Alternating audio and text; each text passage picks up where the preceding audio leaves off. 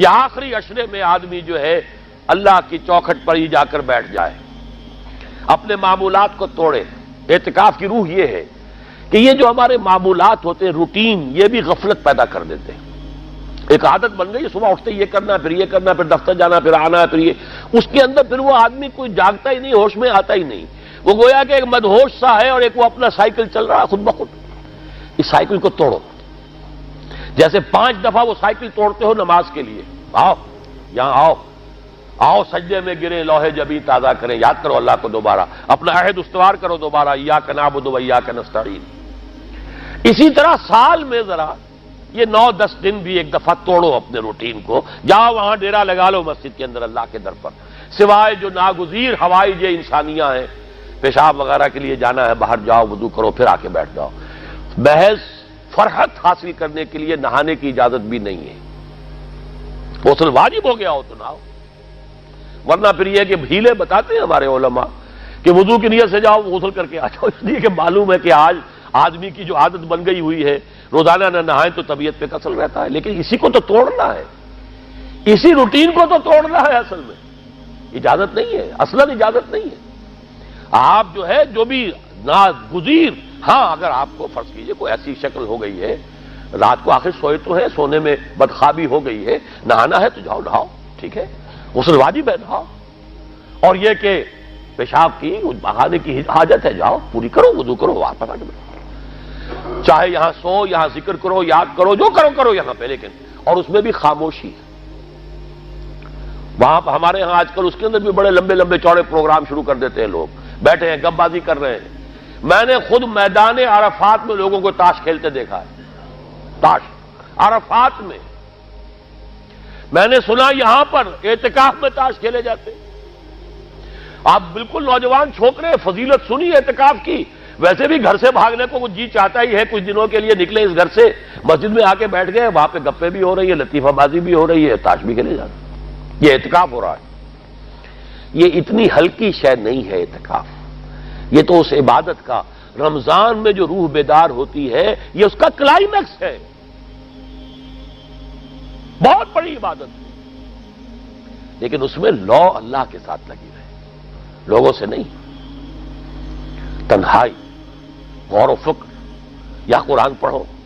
ذکر کرو، نوافل پڑھو، یا سوچو بچ، جیسے حدیث میں آتا ہے وَأَن يَكُونَ نُطْقِي ذِكْرًا وَنَظَرِي عِبْرَةً وَسَمْتِي فِكْرًا، میرا دیکھنا ہو تو عبرت کا دیکھنا ہو کہ ہر شے سے میں سبق حاصل کروں، اور میں بات کروں تو اللہ کے ذکر پر مبنی ہو میری بات، اور میں خاموش رہوں، وَسَمْتِي فِكْرًا، غور و فکر، تفکر و اعتبار، جو حضور جا کر غار حرا میں کیا کرتے تھے وہ اعتکاف تھا حضور کا، مکی دور کا اعتکاف، تنہا بیٹھنا۔ اور یہ روایت مجھے بعد میں معلوم ہوا کہ یہ بنو ہاشم میں یہ روایت تھی، حضور کے دادا بھی جا کر وہاں پر غار حرا میں بیٹھا کرتے تھے، یہ ان کی ایک خاندانی روایت چلی آ رہی تھی، یہ جگہ تھی، اور وہ جگہ ایسی ہے عجیب سی، اب تو خیر بڑی بڑی عمارتیں حائل ہو گئی ہیں، ورنہ میں نے جب پہلا حج کیا تھا سن 62 میں، تو میں نے اس وقت جا کر دیکھا تھا واقعتاً سیدھا کعبہ نظر آتا ہے وہاں سے، اور کچھ درمیان میں نہیں، جیسے اس کو سلٹ لیمپ کہتے ہیں، وہ غار ہے ہی ایسی کہ سامنے ایک دراڑ سی بس کھلی ہوئی ہے، یہ اس کے اندر سے وہاں بیٹھ جائیے سیدھی نگاہ خانہ کعبہ پڑ جاتی تھی، تو کعبے کا مراقبہ بھی کیا جا سکتا تھا وہاں بیٹھ کر، دیکھنا کعبے کو دیکھنا عبادت ہے، اور پھر اس یکسوئی کے ساتھ کوئی نہیں، کعبے میں ہے تو نہ معلوم کیا کچھ اور ہو رہا ہے، لیکن یہ کہ وہاں تو آپ بیٹھے ہوئے، تو وہ اعتکاف، یہی اعتکاف حضرت موسیٰ نے کیا تھا 40 دن کا، تب تورات ملی تھی، یہی 40 دن کا روزہ کیا رکھا تھا، یہ اگرچہ قرآن میں مذکور نہیں ہے، حضرت موسیٰ کا تو قرآن میں مذکور ہے، حضرت عیسیٰ کا انجیل میں مذکور ہے، 40 روز کا روزہ اور اعتکاف پہاڑوں میں کیا جا کر، تب انجیل ملی، یہی اعتکاف تھا جو حضور کر رہے تھے غار حرا میں، تب قرآن، اقرأ بسم ربک الذی خلق، خلق الانسان من علق، یہ تو اس کا ایک عکس، اس کی ایک جھلک ہونی چاہیے۔ میں نے روح اعتکاف پر بھی ایک زمانے میں ایک تقریر کی تھی، میں نے دیکھا چھپی ہوئی تھی، اب پتہ نہیں کہیں اویلیبل ہے یا نہیں، ایک علیحدہ کتابچے کی شکل میں بھی تھی، ویسے عظمت صیام و قیام رمضان مبارک پر بھی میرا کتابچہ ہے، عظمت صوم، جس میں کہ پھر میں نے یہ انسان کے 2 وجود اس کے بارے میں بھی خاصی وضاحت کے ساتھ گفتگو کی ہے، وہ بھی میرا کتاب چاہے شاید باہر اس پہ ہوں گے۔ تو فرمایا جب تم اعتکاف میں ہو تو ان کے ساتھ مباشرت نہیں کر سکتے۔ تلک حدود اللہ ہے، یہ اللہ کی حدود ہیں، فلا تقربوہا، ان کے قریب مت جانا۔ قرآن مجید میں حدود اللہ کے لیے یا تو آتا ہے فلا تعتدوہا، یہ اعتداء کہتے ہیں کسی حد کو کراس کر جانا، تجاوز کرنا، اور جہاں زیادہ احتیاط کی بات ہے وہاں فلا تقربوہا، آخری حد کے قریب تک نہ چلے جانا، مبادا کہیں غلطی سے قدم جو ہے ادھر پڑ جائے۔ جیسے حضور نے حدیث کے اندر بیان فرمایا الا لکل ملک حمن،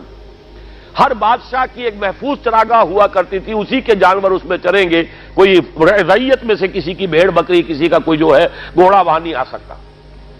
اب اگر کسی کا گھوڑا یا کسی کی بھیڑ بکری چلی گئی، وہ مجرم ہو گیا، پکڑا جائے گا، گردن ماری جائے گی۔ تو حضور نے فرمایا کہ اللہ کی بھی ایک محفوظ چراگاہ ہے، اللہ کی حما کیا ہے؟ محارمہ، جو چیزیں اس نے تم پر حرام کر دی، ان کے قریب نہ جانا۔ تو دیکھو اگر کوئی چرواہا اپنی بھیڑوں بکریوں کو بالکل آخری حد تک لے جائے گا، اس بادشاہ کی جو وہ حد ہے، تو اندیشہ ہے کہ بھیڑیں بکریاں کہیں ایک چھلانگ لگائے اور بادشاہ کی چراگاہ میں داخل ہو جائے، لہذا ذرا فاصلے پر رہا کرو۔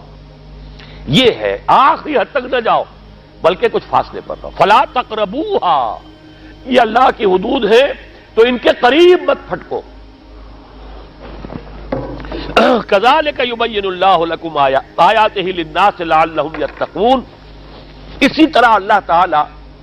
اپنی آیات لوگوں کے لیے واضح کر رہا ہے تاکہ وہ بچیں، تقویٰ کی روش اختیار کریں، حدود الہی کا احترام کریں، اس میں کہیں تجاوز تو دور رہا، اس کے قریب بھی نہ آئے۔